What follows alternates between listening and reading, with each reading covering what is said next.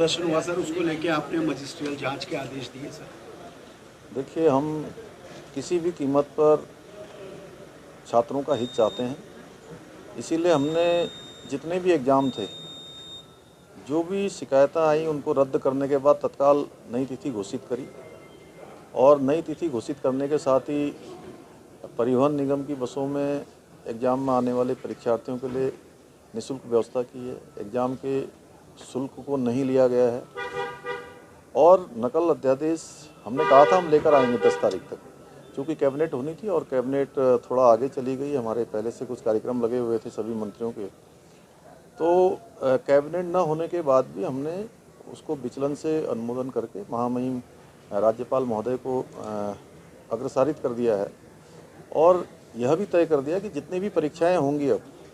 वो सारी परीक्षाएं इस नकल अध्यादेश से आच्छादित होंगी। उसमें जो प्रावधान किए हैं 10 साल तक की जो कैद है, इसके अलावा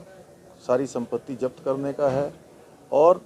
परीक्षार्थी जो उसमें भाग लेने वाले होंगे अगर वो इसमें पकड़े जाते हैं तो उनको अगले 10 वर्षों तक किसी भी परीक्षा में भाग लेने का कोई अवसर नहीं होगा। इसको हमने सबसे सख्त कानून जो हो सकता था वो बनाने का प्रावधान किया है। इसलिए हम छात्रों से भी कहना चाहते हैं कि हमारे छात्र छात्राएं, बेटे बेटियां सभी को मैं विश्वास दिलाता हूं कि वो किसी भी ऐसे उस पर न जाएं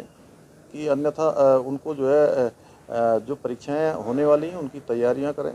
उन तैयारियों में लग जाएं और सभी परीक्षाएं पारदर्शी होंगी, निष्पक्ष होंगी। सर के लोग तो नजर नहीं आए, लेकिन कांग्रेस ने ये बात हम शुरू से ही कह रहे थे कि कुछ राजनीतिक संगठन जो अपनी ज़मीन पूरी तरह से खो चुके हैं, देश भर के अंदर भी और उत्तराखंड के अंदर भी, अब छात्रों और छात्राओं को आगे करके उनके कंधों पर बंदूक रखकर वो कहीं ना कहीं इस प्रकार का काम कर रहे हैं। जैसा कल देखा कि कुछ लोग छात्रों के रूप में उस बीच में आ गए और बीच में आकर उन्होंने जिस प्रकार से पत्थर फेंके हैं, जिस प्रकार से हिंसात्मक उस आंदोलन की तरफ ले गए हैं, ये निश्चित रूप से दुर्भाग्यपूर्ण है और ऐसे लोग जो अनावश्यक रूप से आए हैं, निश्चित रूप से हम उनके बारे में हमारा प्रशासन देखेगा कि ये कौन लोग हैं। क्योंकि लगातार जो मांगे हैं उसी वजह अच्छी मांग कर रहे, तमाम अन्य मुद्दे भी हैं, किन मुद्दों पर सहमति बनी, क्या कुछ कार्रवाई होगी आगे? माननीय मुख्यमंत्री जी ने ये निर्देश दिए थे कि जो भी बेरोजगार आंदोलन कर रहे हैं या धरना दे रहे हैं उनको वार्ता के लिए बुलाया जाए और इसी के तहत कल भी हम लोगों ने एक बाइट दिया था जिसमें ये कहा था कि जो भी बात करना चाहता है उनके लिए हमारे दरवाजे खुले हैं, वो आके वार्ता कर सकते हैं। इसी कड़ी में आज कुछ युवक वार्ता के लिए आए थे। उन्होंने ये बताया कि वो लोग बेरोजगार संघ के सदस्य हैं। इस तरह का एक रजिस्टर्ड संघ बना हुआ है उत्तराखंड में और हर ज़िले में इनकी इकाइयाँ हैं, उनके मेंबर्स हैं। तो उनकी मुख्य मांग ये है कि जो भी प्रतियोगी परीक्षाएं हो रही हैं लोक सेवा आयोग और अधीन सेवा चयन आयोग से,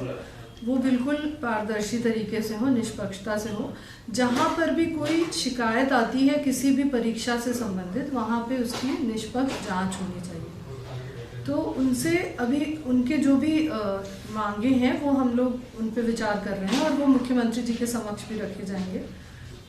मुख्य बिंदु ये है कि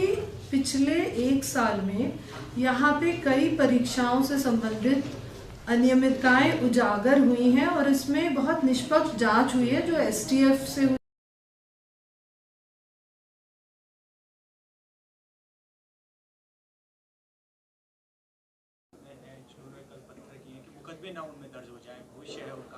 नहीं, देखिए, हम किसी भी छात्र एवं छात्राओं का जो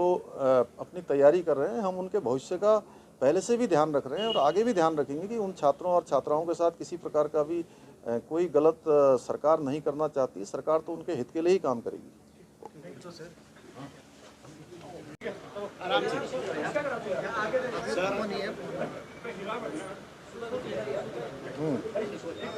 सर कल जो प्रदर्शन हुआ उसको लेके आपने